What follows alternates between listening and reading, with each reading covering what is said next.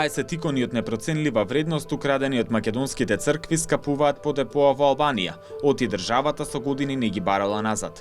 Меѓу нив има и дела од Дичо Зограф, иконостас со икони од Свети Јован, Свети Петар, Исус Христос, Свети Павле, Свети Лука, Свети Јаков од 19 век. Иконите се украдени пред 12 години од цркви во Западна Македонија. Албанските власти ги фатија кратците и во 2015 година ги осудија, а истовремено велат дека ги известили македонските надлежни институции за пронајдените икони, но од кај нас тие за прв пат биле побарани 5 години подоцна, односно во 2020 година.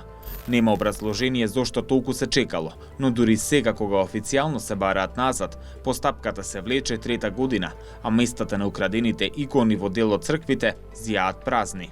За мене е најтешко што имам критики од самите верници овде, па добро што мислите, па до кога ова, па што е ова, па не личи ова, нема ништо вратено то.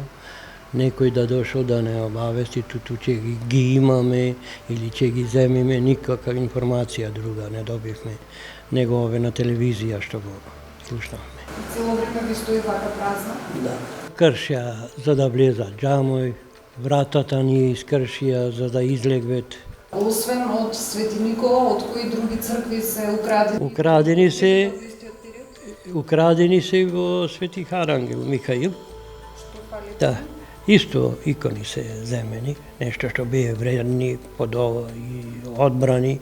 Со нас не е разговарано дека нешто ту ќе се вратат иконите. Исто пријавено е све на двата пати полиција. Колку е моćна и тада, не знаеме, немаме никакви информации ми е. Прв обид да ги врати иконите во Македонија откако во Албанија имало пресуда, имала обвинителката Маја Конеска. Таа учествувала во нивната идентификација кога кратците биле фатени. Албанските институции известиле дека е ненадлежна да ги бара иконите. Барањето не е основано со закон. Судот цени дека иконите ќе поминат во корист на албанската држава. Надлежна институција за враќањето на македонското културно богатство е Министерството за култура. Таму се сменија 4 министри: Елизабета Канчевска-Милевска, Роберт Алагјозовски, Асаф Адеми и Хусни Исмаили, кои додека раководеле со министерството, не отпочнале процедура за враќање на иконите. Во 2020 година Ирена Стефовска е првата министерка која отпочнала постапката која е далеку од завршница. Постапките за реституција на културното наследство се обременети со низа формалности и со поднесување на релевантни докази од страна на државата која бара враќање на незаконски изнесеното културно наследство од нејзината територија, што влијае на пролонгирање на рокот на завршување на постапката. Иако пред една недела А1 одново праша докаде е процедурата за враќање на иконите, сегашната министерка Бисера Костадиновска-Стојчевска не одговори дали ја продолжила постапката и зошто иконите натаму не се во Македонија. За Министерството за надворешни работи, кој е посредник во враќањето на иконите, постапката е во завршна фаза. Постапката за враќање на споменатите предмети кои представуваат културно богатство за државата е во завршна фаза, меѓутоа одложена поради пандемијата.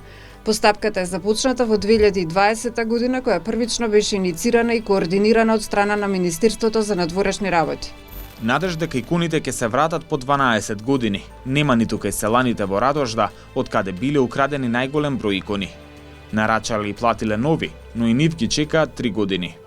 Освен во црквите во Радожда, иконите од Албанија кои Македонија се ги заборави, треба да бидат вратени во цркви во Буринец и Селце од Струшкиот регион, како и Ѓавата и Перово од Битолскиот регион.